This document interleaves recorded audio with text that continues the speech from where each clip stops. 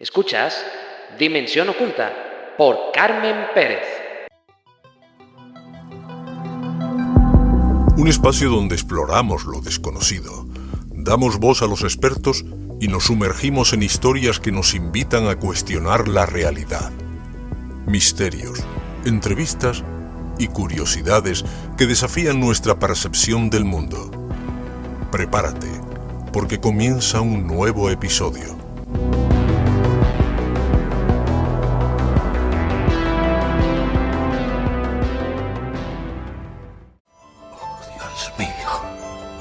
Lo han visto todos los psiquiatras del mundo y ellos me han enviado a usted. ¿Va usted a enviarme también a ellos? Santo cielo, es que nadie va a ayudarme. ¡Escapare! ¡Escapare! ¡Largo de aquí! ¡La cerda es mía! ¡No! ¿Qué hay que hacer para realizar un exorcismo?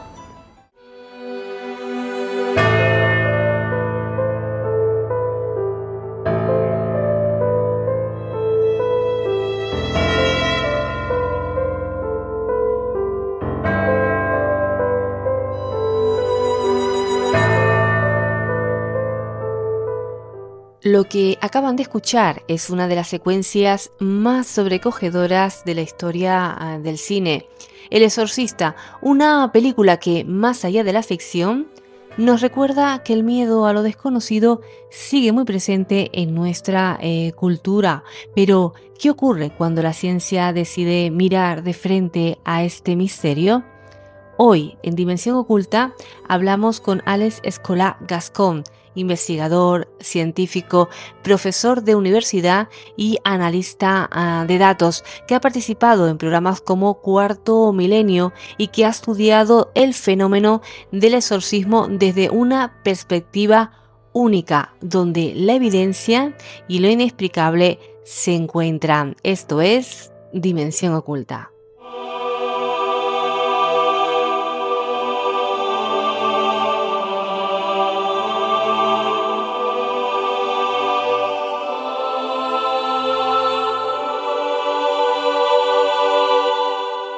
En esta ocasión, como les comentaba al principio, nos acompaña en Dimensión Oculta Alex Escolà-Gascón, que ha estudiado de cerca uno de los fenómenos más polémicos y enigmáticos de nuestra historia, el exorcismo y las supuestas posesiones. Hola Alex, ¿qué tal? ¿Cómo estás?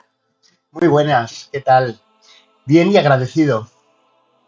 Es un honor tenerte por aquí, sobre todo con un tema que nos han solicitado los oyentes de Dimensión Oculta y qué mejor que contar contigo para que nos hables sobre ese tema. Y una pregunta que nos hacemos muchas personas y que te lo voy a hacer directamente, Alex, es si crees en la existencia del demonio y en la maldad como entidad autónoma.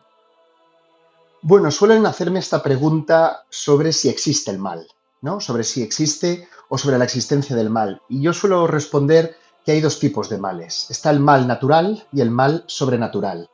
El mal natural es un mal resuelto o que se puede abordar desde lo científicamente conocido, a través de la razón, a través de los medios de los que disponemos.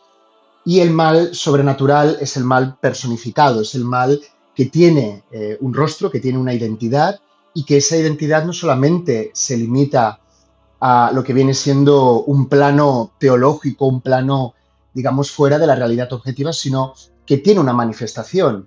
Y esa manifestación pues, puede ser a través de cuerpos, hablamos de corporeidad, o puede ser también, pues, digamos, interactuando con objetos físicos del entorno. Entonces, ambos son tipos de males. Ambos son tipos de males, ¿de acuerdo? Y ambos son negativos, es decir, esta pregunta también me la han hecho. El mal natural es un mal muy humano, es un mal que se manifiesta en nuestros deseos, en nuestras intenciones y en las tentaciones que sentimos. Entonces, podría poner varios ejemplos, pero el hecho de desearle mal a alguien, pues ya caracteriza bastante bien, pues a qué me refiero con esto del mal natural. El mal natural pues se manifiesta a través de las relaciones humanas, a través de nuestras actividades y es dependiente de lo que interiormente sentimos o nos pasa. Es decir, necesita de nuestro mundo interior para de alguna forma, adquirir, ¿no? Algún tipo de sentido o algún tipo de rostro, ¿vale? Rostro no digo rostro en cuanto a personificación, me refiero a mapa, ¿vale? El mal sobrenatural, pues es el mal que justamente no únicamente depende de nuestro mundo interior, no únicamente depende de lo que creemos, sino que, como digo, tiene esta parte también de personificación o de manifestación externa. Entonces, ¿yo en qué creo? Yo principalmente creo en la existencia de la maldad, desde luego, creo en la existencia del mal y como católico creo en la existencia del demonio. Otra cuestión es en qué grado creo que el demonio sea capaz de apoderarse de un cuerpo y justamente pues de la narrativa que gira en torno a las posesiones demoníacas y lo que esto representa. Entonces, maldad, sí, la existencia del mal, por supuesto. Demonio, también. Pero, ¿cómo el demonio se relaciona con nosotros? ¿Cómo interviene a través nuestro? Esa es otra cuestión, ¿no? Estaríamos ante niveles de análisis diferentes. En principio, la respuesta es sí, creo. Pero quería hacer esta puntualización.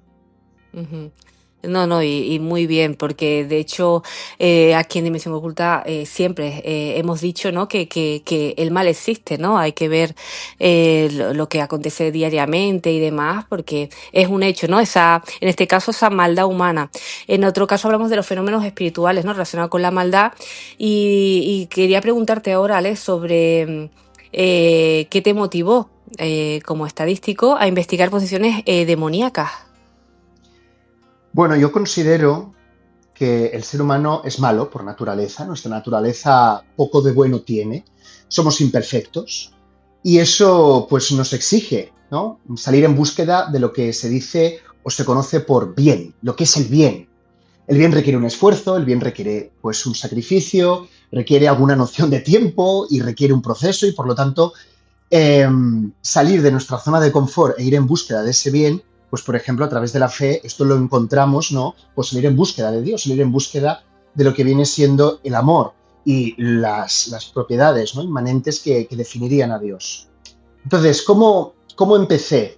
¿Cómo empecé con todo esto? Yo estudié psicología, me gradué en psicología, luego, pues bueno, hice estadística, me pasé al lado oscuro, como dicen algunos de mis compañeros psicólogos. La verdad es que actualmente me dedico a impartir clases de matemáticas y estadísticas en la universidad y por lo tanto, claro, me tengo que remontar bastantes años atrás. Cuando estaba terminando la carrera de psicología, tuve que hacer unas prácticas pues, curriculares como las que puede hacer cualquier estudiante. Entonces, bueno, pues por mi perfil religioso, yo también, pues bueno, tengo una vida muy particular. Yo elegí trabajar con Jordi Font i Rodon, que es era un sacerdote jesuita, especializado, digamos, en exorcismos, en atención psiquiátrica de la experiencia religiosa y dentro de esa experiencia religiosa, pues, el mundo de las posesiones. De hecho, este sacerdote, que era médico también, además de sacerdote, fue designado por el cardenal de Barcelona, no como exorcista, porque normalmente la gente cuando hablamos de posesiones demoníacas siempre me pregunta, ¿tienes tratos con exorcistas? Bueno, tuve más trato y tengo más trato con médicos que con exorcistas, ¿de acuerdo? Eso para empezar. Pero este sacerdote no era exorcista, ¿vale? Era psiquiatra, era médico y fue designado para hacer las evaluaciones, ¿no? Las evaluaciones para examinar el qué, pues el grado en que conviene ejercer o no el exorcismo en esos casos de supuesta posesión y esto fue en la Archidiócesis de Barcelona. Entonces, claro, a él le llegaban casos pero no porque tuviera que hacer un exorcismo, sino que le llegaban casos para valorar si es conveniente ejercer el exorcismo. Porque, primer pelotazo que se podría decir, no a todo el mundo le sienta bien el exorcismo, es decir, no a toda persona que supuestamente se encuentra con algo relacionado con lo demoníaco o lo maligno, pues el exorcismo, digamos, sería la respuesta. No, el exorcismo es una de las respuestas, pero no es la única. Y dependiendo de la fase en la que se encuentre, ¿no? El caso, dependiendo también del abordaje, dependiendo de múltiples factores, también del propio perfil psicológico del poseído, pues el exorcismo, eso no es conveniente. Hay casos en los que el exorcismo puede ser completamente desaconsejable y puede generar un perjuicio. Entonces, Aquí no hay que banalizar, no hay que trivializar esta cuestión, radicalizándonos enseguida diciendo, pues mira, una posesión demoníaca, aplicamos exorcismo o directamente es un zumbao, lo diagnosticamos de esquizofrenia y le damos antipsicóticos. No, no. Obviamente tiene que haber una asistencia que tiene que ser integral o completa. Es decir, pues considerando la dimensión médica, desde luego, y velando por la integridad y la salud de esa persona. Y aquí sí que habría pues una atención médica dirigida hacia la sintomatología, hacia los signos y hacia lo que viene siendo pues la propia manifestación fisiológica, ¿vale? De la posesión, que a veces pues también esa parte se ve afectada. Ahora también hay una dimensión social, afectiva, psicológica y otra que es espiritual y que es religiosa. Y por lo tanto hay que trabajar con las tres lentes puestas en una, y eso es lo que muchas veces pues no se lleva a cabo. Cuando alguien acude a un exorcista es porque tiene la hipótesis de que o bien la posesión la padece esa persona o bien alguien que conoce y lo que busca es tantear. Bien, bueno, el exorcista y el exorcismo no son las únicas respuestas. Es simplemente un recurso más, es un servicio religioso más, pero yo invito a que haya un aperturismo, a otro tipo de prácticas que también pueden ser ni médicas ni psicológicas, pero sí quizás sanadoras, ¿vale? Como oraciones de liberación, por ejemplo. Hay grupos de espiritualidad que pueden acompañar en procesos de este tipo. Entonces, bueno, contemplar todos estos recursos, pues pienso que forma parte de lo que viene siendo una evaluación profesional y también científica, claro que sí. Ujú. Me ha llamado mucho la atención, Alex, lo que comentabas al principio. Esto no tenía preparado, pero que comentas que el hombre es malo por naturaleza, ¿no? Me acuerdo de esa frase que decía Rousseau, ¿no? Que el hombre es bueno por naturaleza. Esa película o ese libro, El Señor de las Moscas, me llama la atención.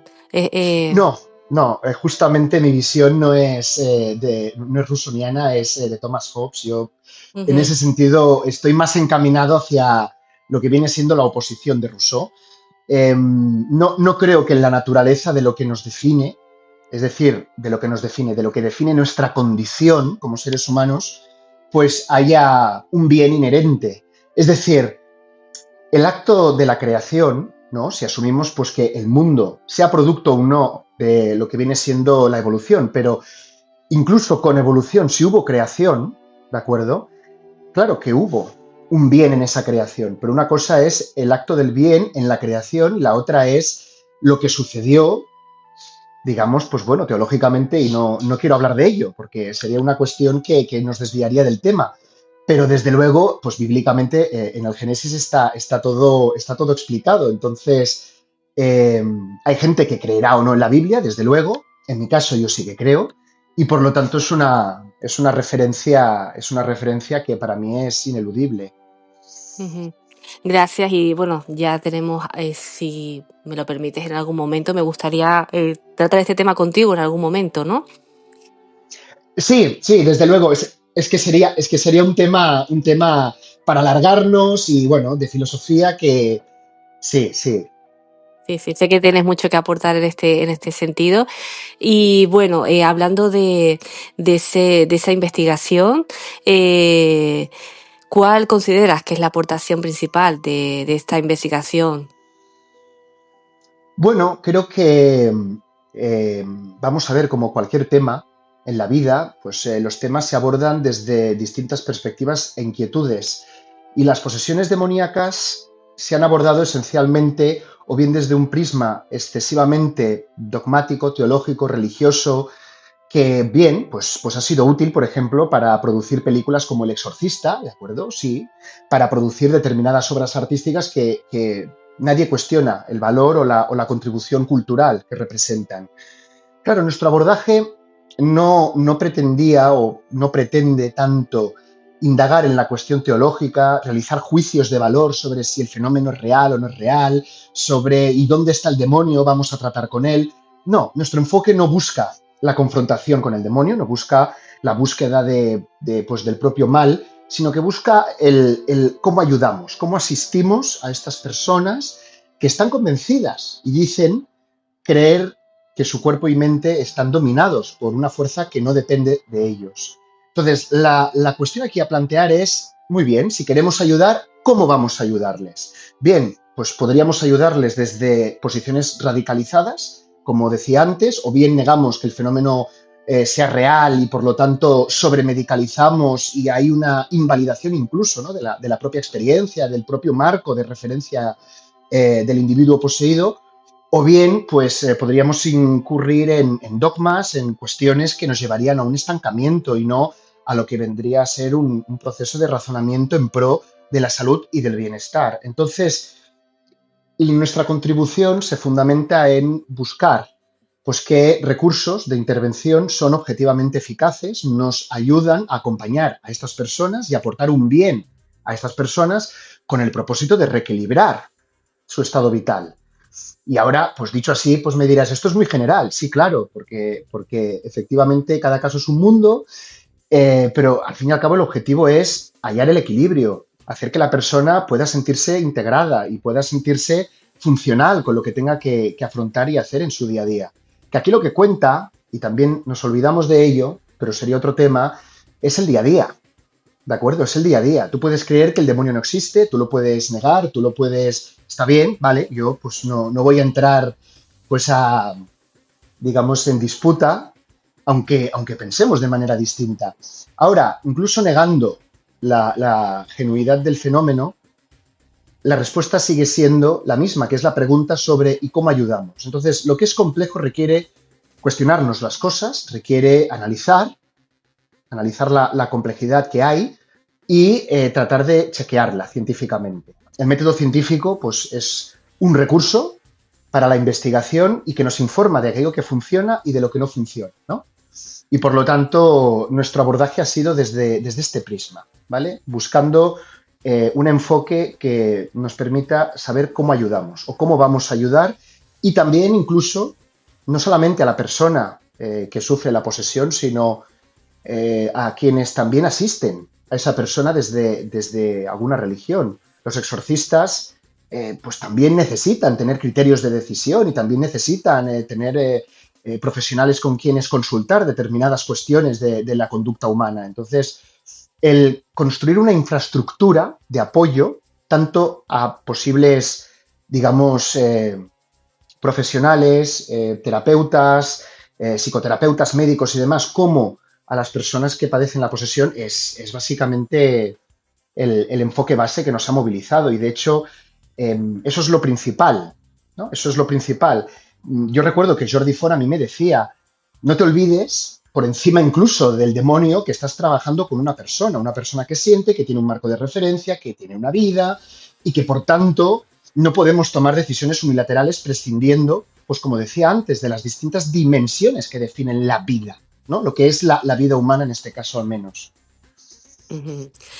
Alex, en tu investigación, con 52 casos de supuestas posesiones, de esas, ¿cuántas resultaron inexplicables desde un punto de vista médico o psicológico? Bueno, voy a hacer dos puntualizaciones. A mí me gusta matizar las cosas, por virtud o defecto, pues soy así.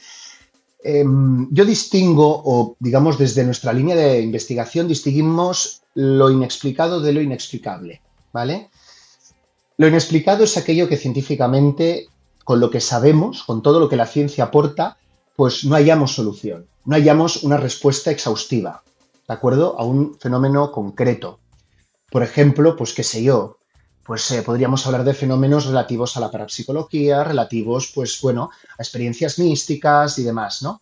Vale, ¿hasta dónde llega la ciencia y la investigación científica? Es lo que definiría el marco de lo explicable y de lo explicado. Ahora bien, lo que queda por explicar es justamente lo que necesitamos trabajar desde el progreso científico y el progreso también tecnológico y filosófico o el relativo al pensamiento. Porque no solamente evolucionamos en un único plano, ¿no?, de nuestra existencia. Entonces, eso por un lado. Inexplicable. Inexplicable requiere un acto de fe, ¿no? Que algo sea inexplicable quiere decir que no es resoluble por la ciencia y nunca va a tener una solución desde lo que humanamente podamos aportar, ¿vale? Yo prefiero definir las posesiones como inexplicadas aunque yo entiendo que popularmente pues mezclamos ambos conceptos, ¿no? Inexplicado e inexplicable. Entonces, simplemente pues para que la gente se pueda llevar, ¿no? Algo con lo que pensar y con lo que darle vueltas. Eso por un lado. Y luego, por el otro, 52 casos has mencionado. Bueno, 52 casos de supuesta posesión fueron casos que, digamos, se investigaron por parte de equipos de investigación independientes al nuestro. Fueron casos que se publicaron en forma de artículo científico, se revisó por pares, digamos que se hizo la publicación oficial, aportando la información de cómo se evaluó el caso, qué tipo de intervención hicieron, qué tipo de diagnósticos sopesaron y demás, ¿vale? Y buscando también esa respuesta científica de cómo sustentar lo que ahí se está dando, porque si logramos identificar lo que sabemos, pues desde ahí se pueden tomar también decisiones de intervención pues más eficaces que si nos tenemos que basar en la incertidumbre. Nosotros, casos que hayamos investigado son 609, ¿vale? 609 casos. Que también hemos publicado una investigación hace un año al respecto. Y claro, entonces la cuestión que me planteas sobre casos inexplicados o inexplicables, esto lo hicimos con los 52 casos que fueron investigados, ya digo, por equipos de investigación independientes y científicos al nuestro. Entonces, claro, teníamos que considerar justamente todo el proceso que se había llevado a cabo, qué tipo de pruebas se habían hecho, qué tipo de profesionales habían intervenido, cuál fue el motivo de la demanda. Normalmente cuando, insisto, ¿no? Cuando alguien acude a un exorcista, no es porque se sienta feliz de la vida, no es porque quiera darle gracias al universo, sino porque algo le ocurre. No tiene por qué ser malo, pero hay alguna inquietud, ¿de acuerdo? Entonces, hay algún motivo que te hace contactar, ¿no? con lo que viene siendo el exorcista. Bueno, pues aplica esta misma lógica a lo que viene siendo al campo de la medicina. Si tú vas al médico es porque no te encuentras bien.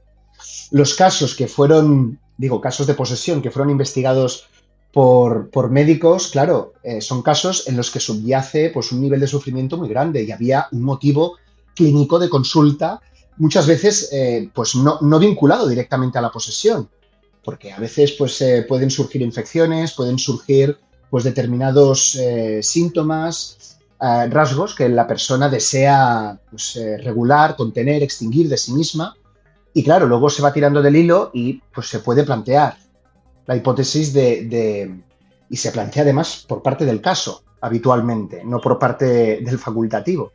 Pues la idea, bajo la creencia pues, de la existencia del demonio o del mal, de que puede haber ahí algún tipo de intercesión. Entonces,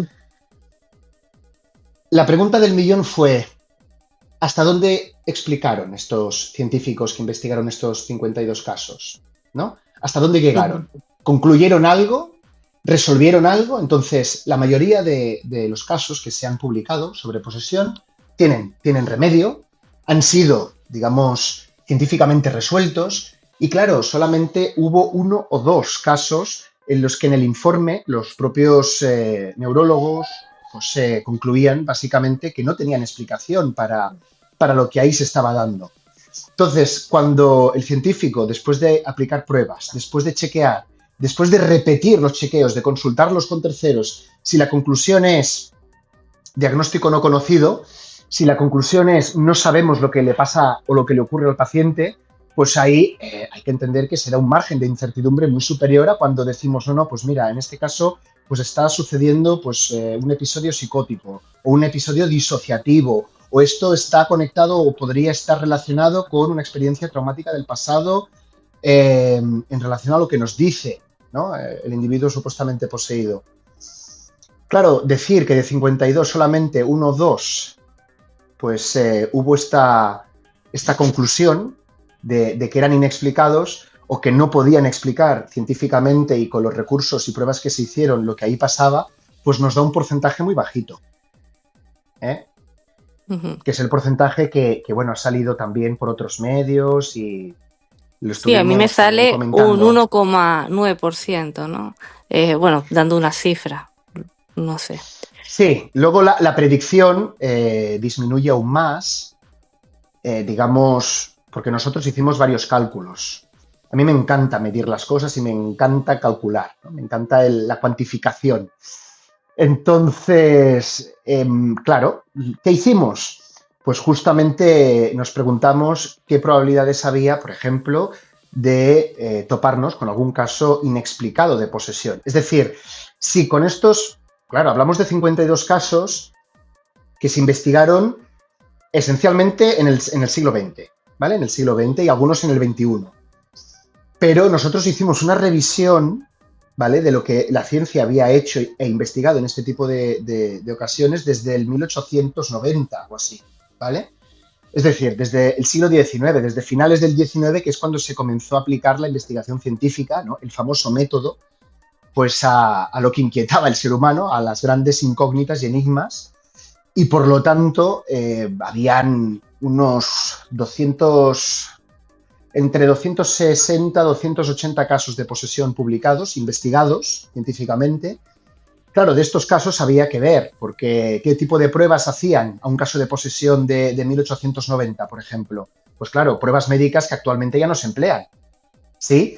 Y por lo tanto, como también tratamientos, claro, la respuesta que había a nivel, por ejemplo, tratamientos farmacológicos, es que a finales del siglo XIX se recetaba hidrato de cloral para generar estados de sedación. Bueno, hoy en día pues nadie se seda con hidrato de cloral a excepción de un fármaco que encontramos que se da en determinadas excepciones y puntualmente, y es un fármaco pediátrico para bebés que contiene una dosis de hidrato de cloral. Pero claro, esto pues lógicamente no, a día de hoy no tiene sentido hacer una valoración médico-científica sobre el hidrato de cloral en las posesiones porque ya no se receta, ¿me explico? Entonces aquí sí que tuvimos que aplicar una serie de filtros.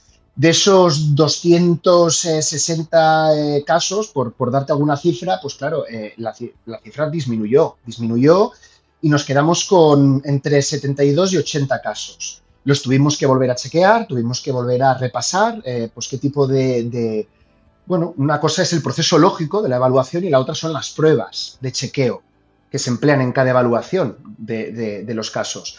Y a partir de ahí, pues claro, al final logramos reducir pues a 52 y nos quedamos con las investigaciones más completas, que como digo, pues se hicieron en el siglo XX, a partir de 1960 en adelante.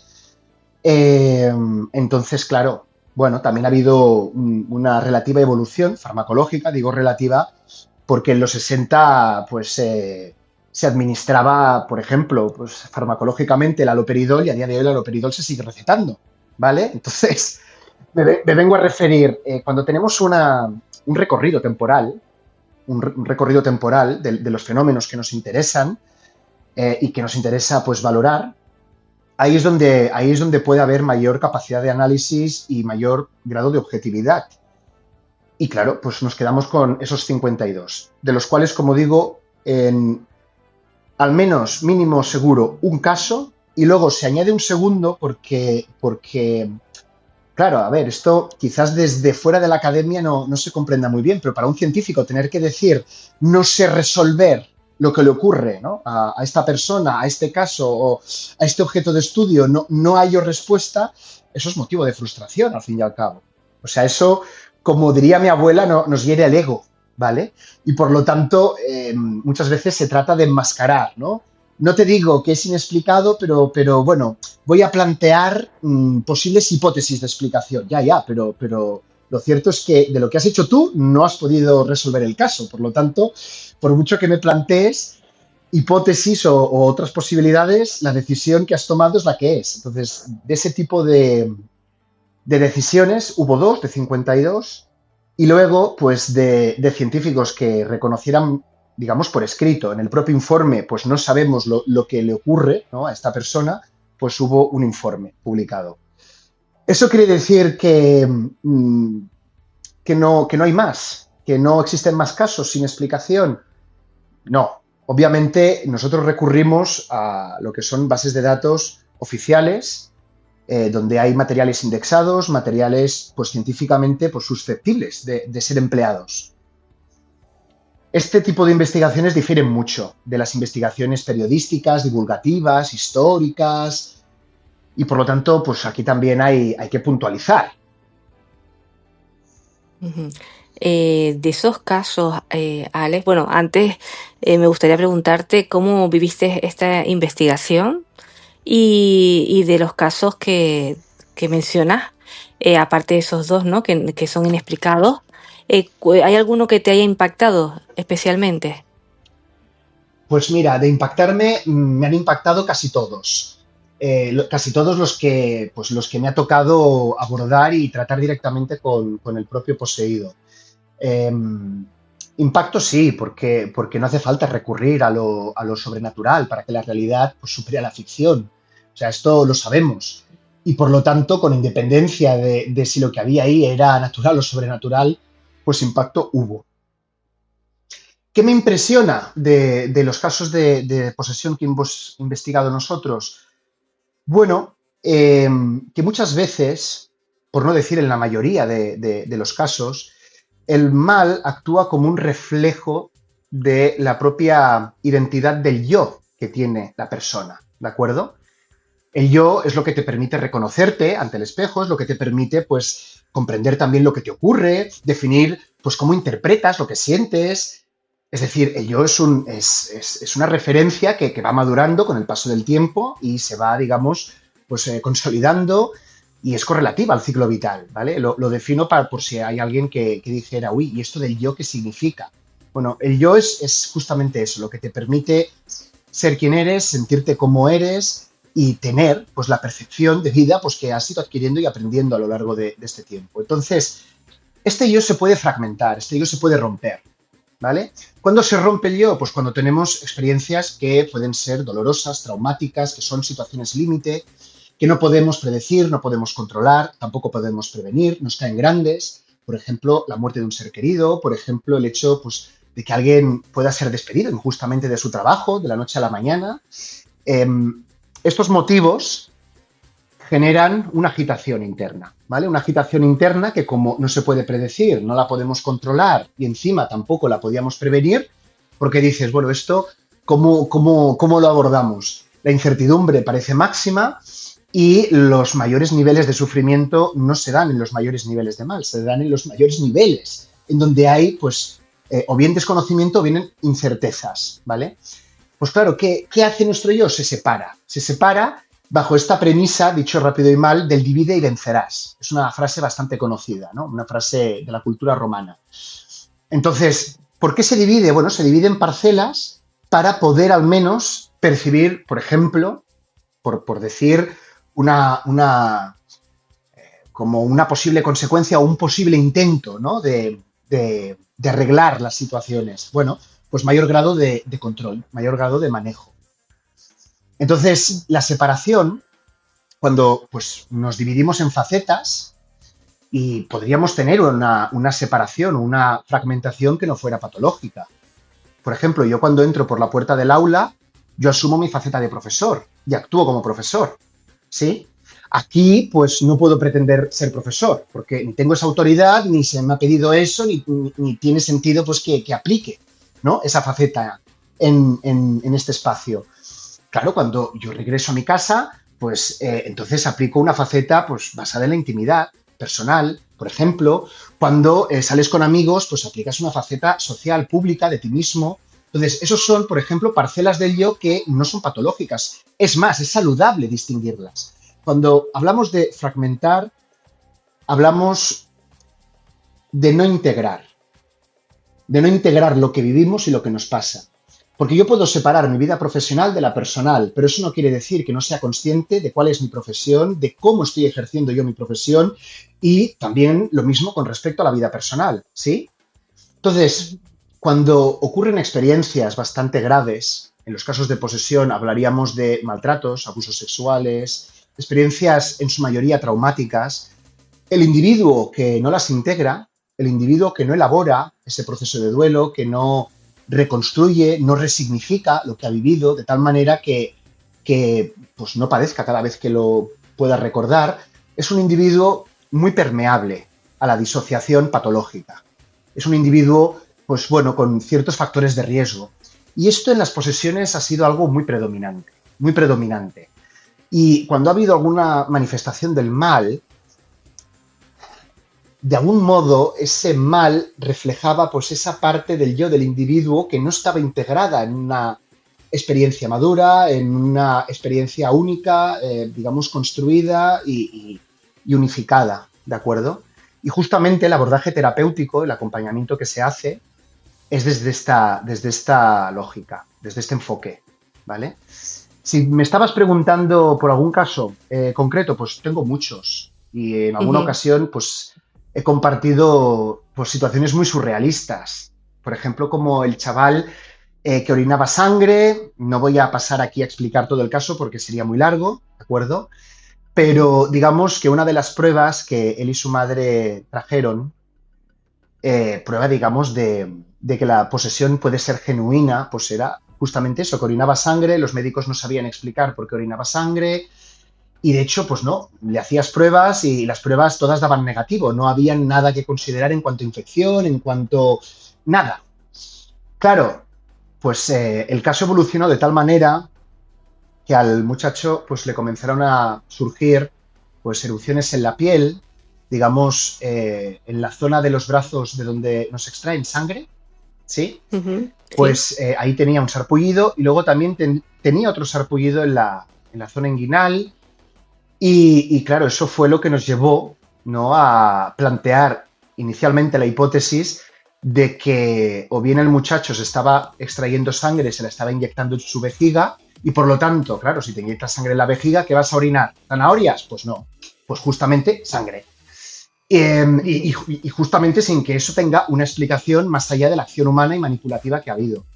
Este fue un caso bastante bestia que yo estoy convencido de que, vamos, si se hubiese dado en otras circunstancias, quizás habría hasta un documental de la situación, porque habría mucho que contar.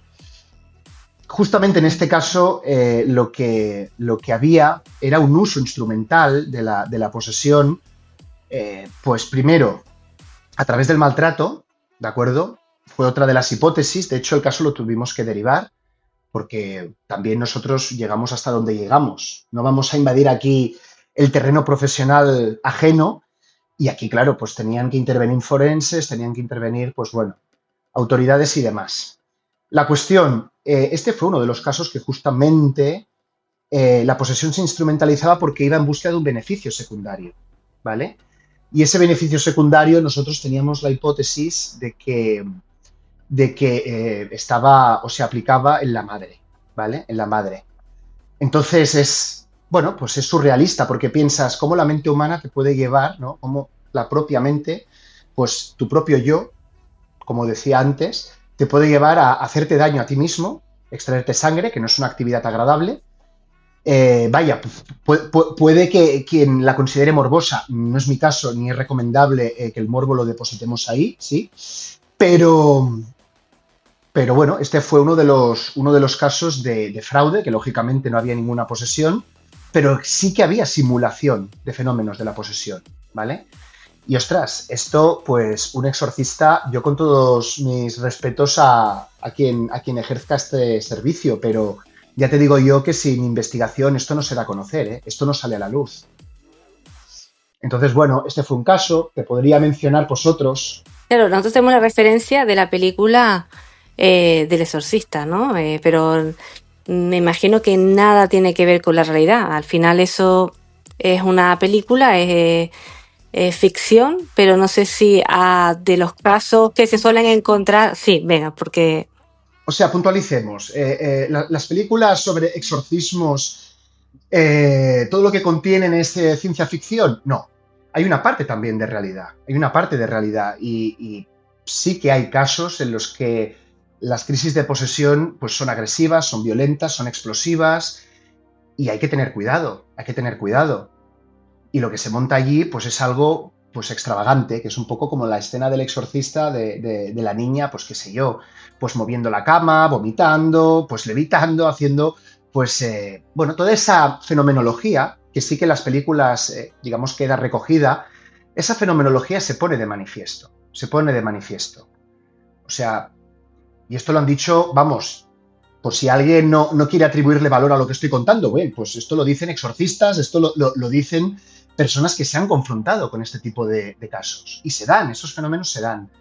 La cuestión es, ¿y qué respuesta tenemos que dar ante estos fenómenos? ¿Qué hacemos? ¿Jugamos con ellos al parchís? Es decir, si la niña del exorcista me predice que voy a tener un accidente de tráfico, me siento con ella a dialogar y le pregunto, oye, oye niña, ¿y qué tipo de accidente? ¿Qué coche? Porque claro, no es lo mismo que te atropelle un SEAT que un tráiler, ¿verdad? Pues esa respuesta no sería la indicada. Sería, pues, perdonar, estoy haciendo aquí, pues, cayendo en el absurdo, pero para que se entienda lo que pretendo decir. Esa no tiene que ser la respuesta. La respuesta tampoco tendría que ser, ¡ay, qué morbosidad! Ah, sí, voy a tener un accidente, pues venga, va, vamos a buscar la carretera, vamos a exponernos, a ver si nos atropellan de una vez o no. Vamos a comprobarlo científicamente. No, por mucho que eso se pueda llevar al terreno de lo tangible, no es necesario asumir ese riesgo. Qué ganas de que te atropellen y de que te mutilen en carretera, ¿verdad? Entonces, justamente hay que trabajar desde el rigor. Hay que trabajar desde el rigor y eso implica hacerse preguntas, sí, investigar en condiciones de control y seguridad, pero luego también valorar por qué esa persona, es decir, qué función está cumpliendo ese fenómeno en esa persona y en la experiencia de posesión que está teniendo esa persona. Y ahí es donde encuentras, como decía antes, esa conexión con ese yo fragmentado, ese yo dividido. Y en determinadas sesiones, pues pueden aparecer, bueno, recuerdos que fuera de los episodios de posesión, pues no se ponen de manifiesto, recuerdos, pues como digo, pues de maltrato, de abusos físicos, abusos que son realmente graves. No estoy hablando de es que me dejó la novia y pues mira, lo estoy pasando mal. O es que no, es que mi amiga pues ya no cuenta conmigo. Bueno, eso te puede hacer sufrir, pero es un sufrimiento distinto, ¿vale? Al sufrimiento que podemos encontrar en situaciones, por ejemplo, niños huérfanos que vivieron durante varios años en orfanatos de países del este o en países pues que estaban en situación de guerra. Estas personas cuando se integran en la sociedad, que lo logran, es posible, claro que sí.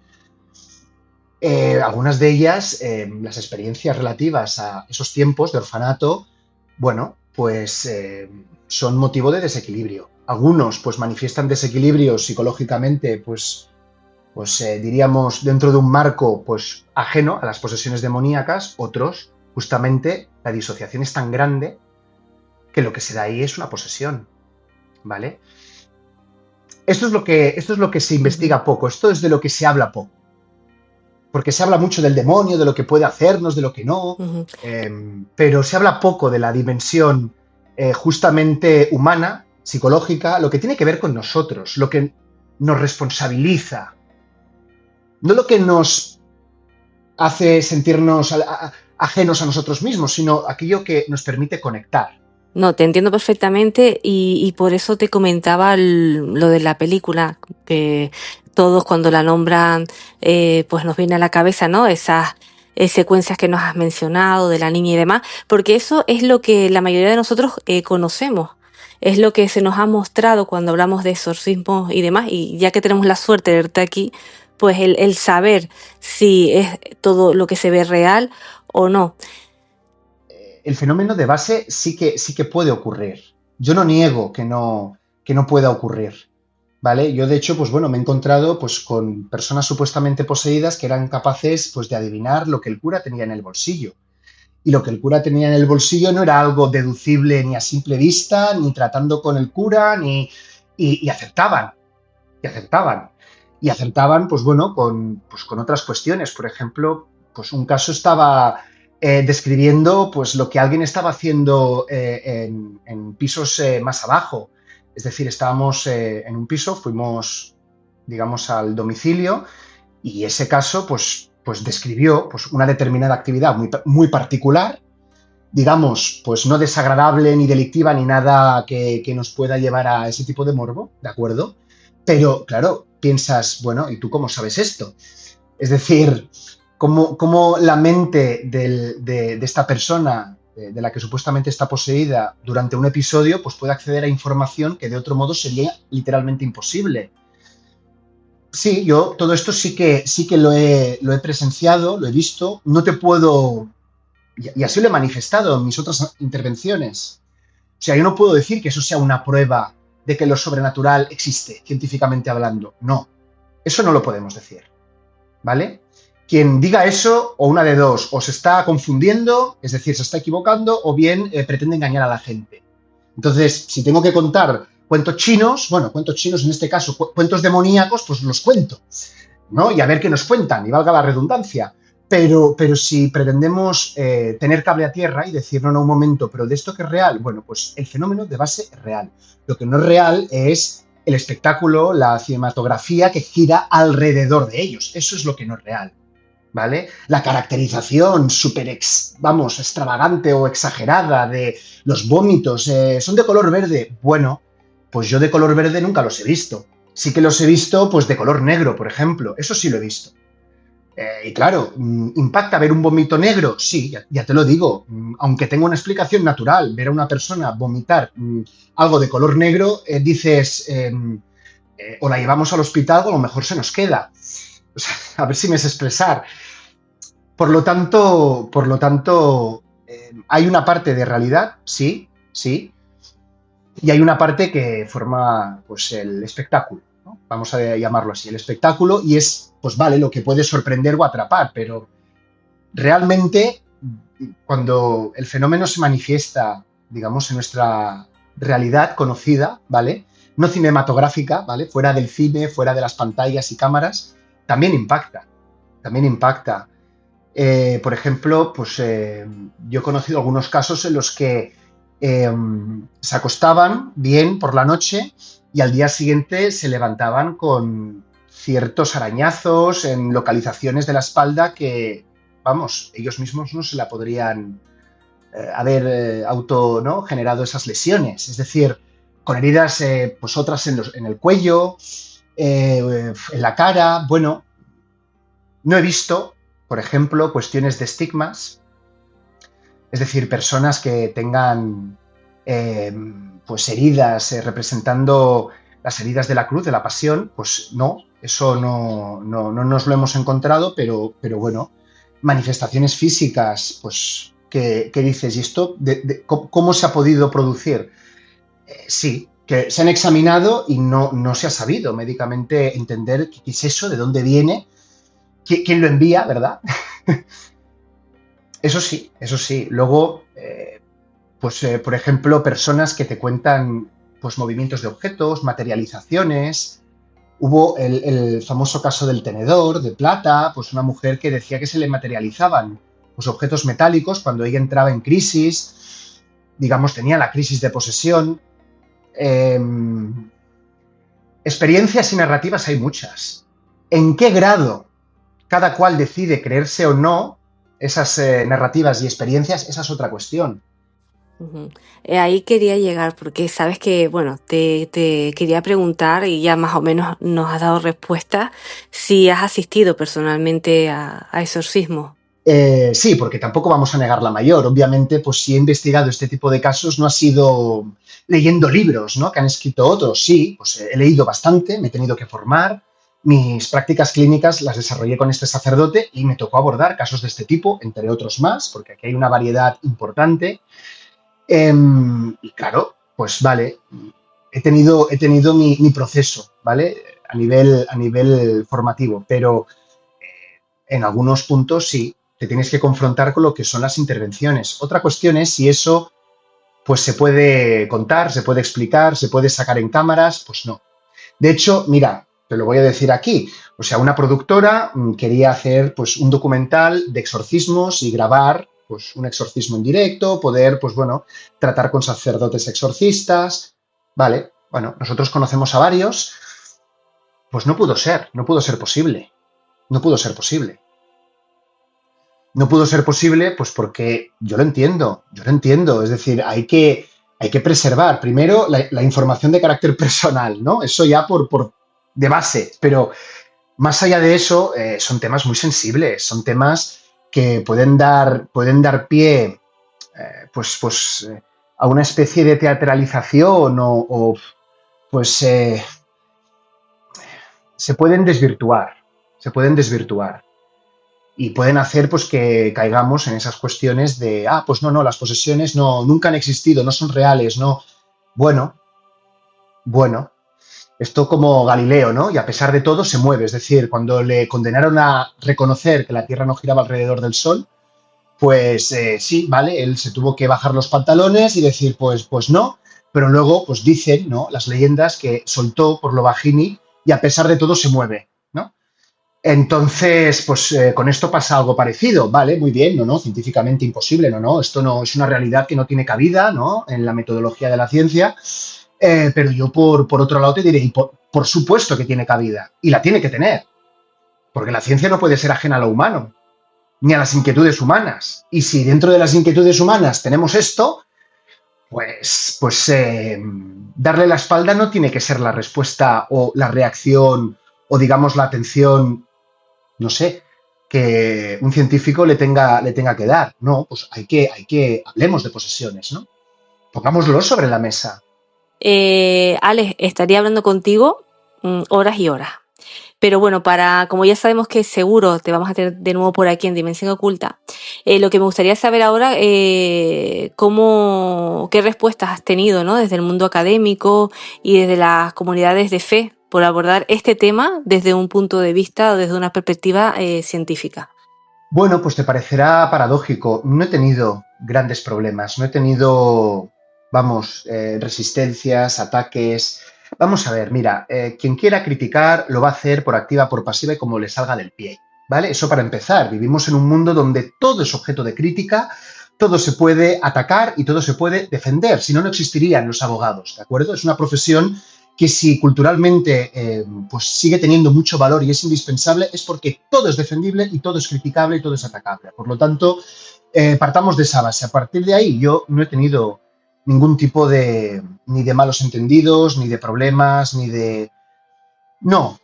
Sé que otros científicos sí que han pasado por dificultades de ese tipo, pero no ha sido mi caso, ¿vale? No ha sido mi situación.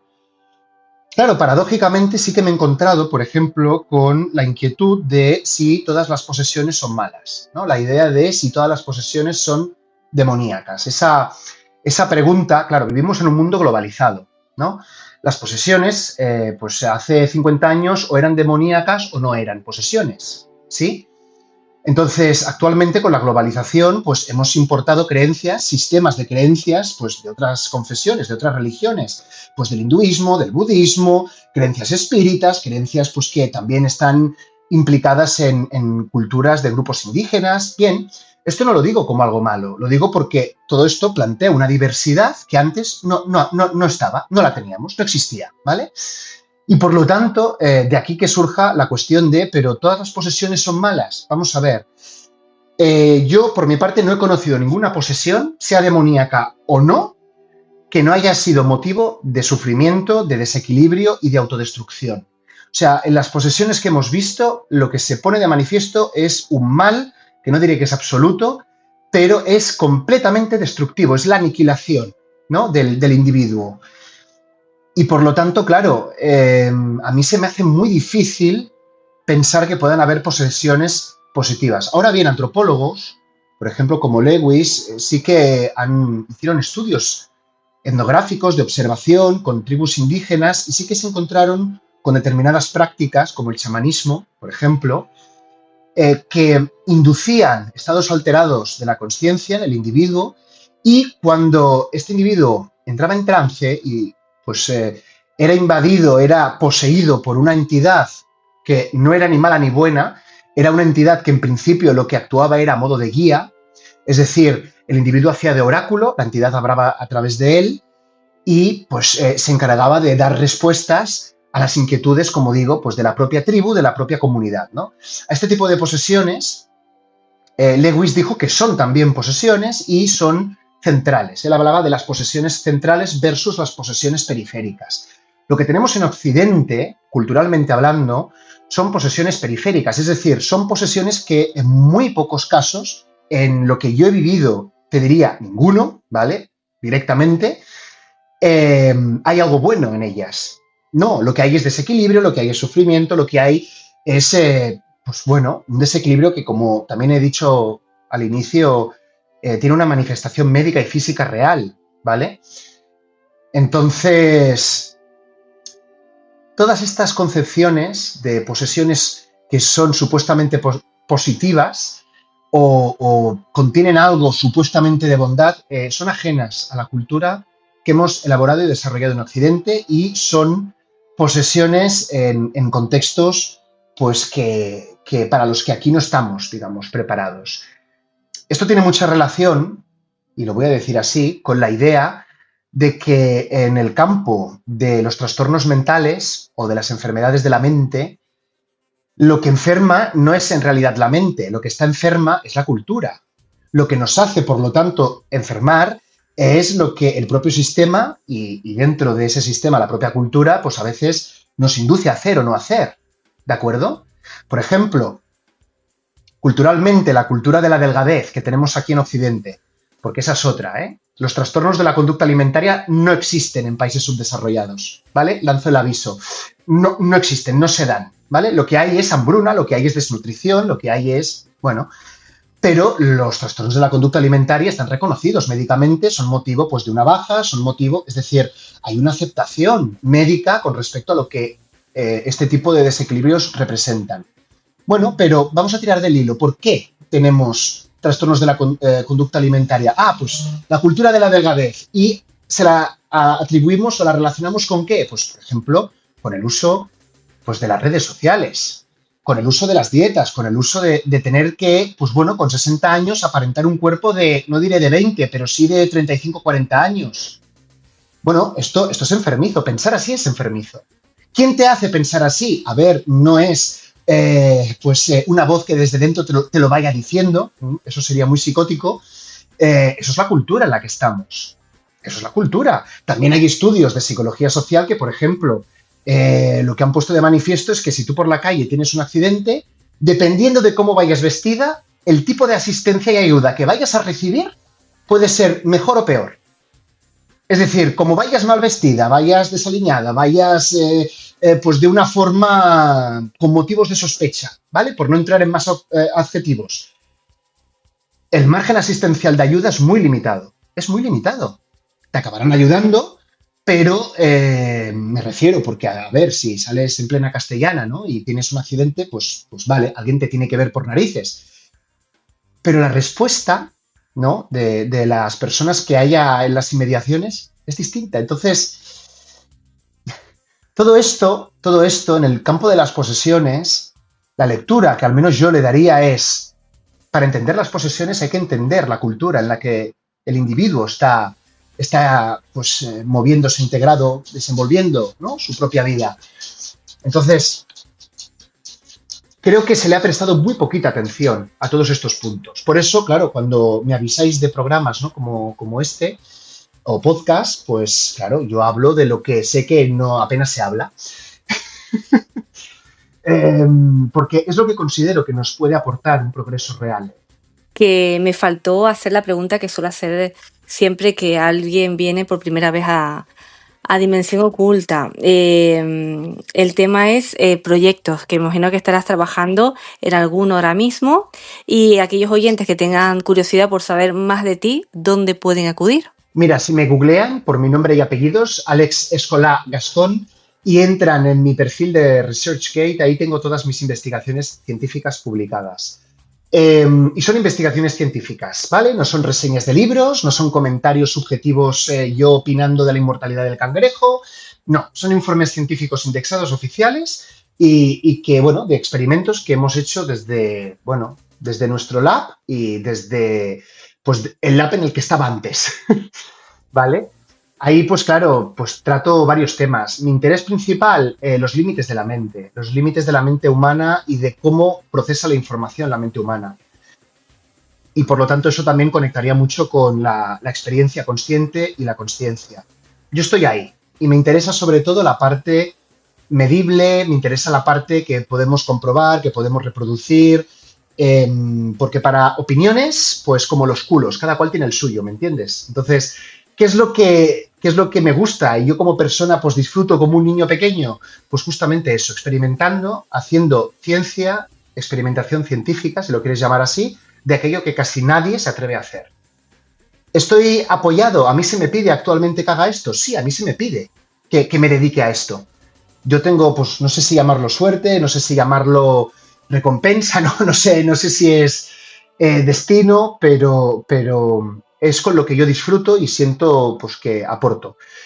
Todo lo que gire en torno a esa cuestión de límites de la mente, límites de la consciencia, de cómo sentimos, de cómo accedemos a la información y cómo tomamos decisiones, ¿vale? Eso es lo que a mí me atrapa. O sea, es que sin ir más lejos, si yo te dijera que las decisiones más importantes que tomamos en la vida no son racionales, no son científicas, no tienen que ver con la ciencia, tienen que ver con todo lo demás que no es ciencia, pues claro, ¿tú qué me dirías? Que si me he fumado algo, ¿verdad?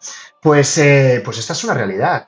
Decisiones importantes como si casarte o no con alguien no es una decisión racional. Una decisión de tener o no un hijo, pues no es una decisión racional. Decidirás tener o no un hijo dependiendo de recursos, dependiendo de varios factores, pero ante todo tiene que haber un deseo de maternidad y paternidad, ¿no? Es decir, ante todo tiene que haber esa pues bueno, querencia de querer dar amor a alguien. Entonces, que a partir de ahí pueden haber otros factores, desde luego, pero justamente el querer dar amor, el querer entregar algo de ti a otra persona, eso no es racional. Es razonable porque, mira, estamos hablando de ello a través de la razón, pero no es racional porque no es simplificable 2 más 2 igual a 4, ¿sí? Entonces, y decisiones pues importantes en la vida pues tenemos bastantes y hay muchas. En su mayoría, como digo, racionalidad o cero o mínima. No, a veces es mucho más funcional el decidir desde lo que te hace sentir bien, desde lo que te permite sentirte cómodo, no desde lo que la racionalidad te indique. Bueno, ¿y cómo es que incluso cuando la racionalidad no interviene, si es que le atribuimos verdad a la racionalidad? Que hay escuelas filosóficas, una parte de la ciencia, ¿no? El racionalismo científico, pues considera que la verdad está en el uso de la lógica y de los procesos lógicos. Bueno, esa será una parte, pero hay más. Así que a mí descubrir ese otro más me encanta. Se te nota, Alex, que te apasiona y que te encanta. ¿Qué te digo? Que ha sido un placer contar con tu visión y tu experiencia para arrojar luz en este tema. Pues tendréis motivos para tenerme pronto. Ya sé que suena muy mal que lo diga yo, pero estoy escribiendo un libro, tengo un contrato editorial con una muy buena editorial y justamente habrá un capítulo enterito y súper largo, porque me ha salido súper largo, de posesiones, de fronteras justamente del mal y ahí sí que, vamos, daré todas las, pues bueno, aporto hasta recursos de cómo poder ayudar, de cómo poder evaluar, entender, enfocar. Y por lo tanto, ostras, bueno, seguro que es de interés. Desconozco, porque no, es que de verdad, te mentiría si te dijera que conozco a tu audiencia o que conozco, pues que me he escuchado muchos podcasts. Yo no escucho podcasts. Entonces, yo supongo que será de interés. Y como ese tema, habrán otros, Por ejemplo, estoy también en un proyecto de experiencias cercanas a la muerte, que es completamente independiente, y esto lo tengo que decir, es completamente independiente a la divulgación que se hace de los proyectos de experiencias cercanas a la muerte de investigación científica aquí en España, que no hay muchos, ¿no? Entonces, diciendo eso, si digo que es un proyecto independiente, pues vale. Creo que es algo que va a dar mucho que hablar. Estamos trabajando con varios hospitales, con científicos de otros países. Y ahí los límites son la vida, los límites de la vida. Y justamente qué hace el cerebro humano para intentar sobrevivir ante situaciones en las que biológicamente es imposible sobrevivir o es incompatible la vida. Pues estaremos muy pendientes, sobre todo del libro y de lo que nos acabas de comentar, porque decirte que nos encanta el tema de vida después de la vida. Aquí lo hemos tratado en más de una ocasión y así que ya cuenta con que te avisaré para hablar sobre este tema, Alex. Gracias. Bueno, tengo bastante peligro, ya te lo advierto, porque yo no soy de los que enjabona a los discursos predominantes, ¿no?, que hay dentro de este campo. Entonces, digamos que desde nuestro enfoque solemos basarnos mucho en la persona, lo que hace bien para la persona y bueno, no entramos en determinadas cuestiones mágicas o en determinadas creencias que no nos incumben. Entonces eso a veces, bueno, aunque no sea malo en sí mismo, pues puede resultar molesto si alguien esperaba escuchar algo, porque esto es así, o sea, humanamente es un sesgo que lo tenemos por defecto. Cuando alguien te dice, pues, o te cuenta algo con lo que te identificas, lo que surge dentro de ti es un reconocimiento, una validación hacia esa persona, con independencia si lo que está diciendo es correcto, es algo científicamente contrastado, no, sí, con independencia de todos los matices. Entonces, bueno, va a ser también un enfoque muy propio el que vamos a publicar y el que estamos desarrollando en estos momentos, con respecto a las experiencias cercanas a la muerte. Yo creo que a veces no es que no se encuentren respuestas, ¿vale? Es que formulamos muy mal las preguntas. Ale, que muchas gracias y estaremos pendientes de esos proyectos y ten por seguro que te avisaremos. Gracias por estar aquí. No, gracias a ti por querer contar conmigo y un placer. Hasta pronto. Un abrazo fuerte. Venga, igualmente. Gracias. In the quiet hours I sit alone. The moonbeams dance, but I'm all on my own. My heart beats fast like a drum in the night. With the thought of you, it's a sweet delight. El exorcismo, un territorio donde la fe, la cultura y la ciencia se cruzan, dejando más preguntas que respuestas. Agradecemos a Alex Escola Gascón por compartir su conocimiento y experiencia. Y a ustedes, sí, ustedes que están ahí al otro lado de las ondas, por acompañarnos una vez más en este viaje a lo desconocido. Hasta el próximo episodio, donde quizás volvamos a mirar de frente aquello que muchos prefieren no ver. Nos escuchamos pronto.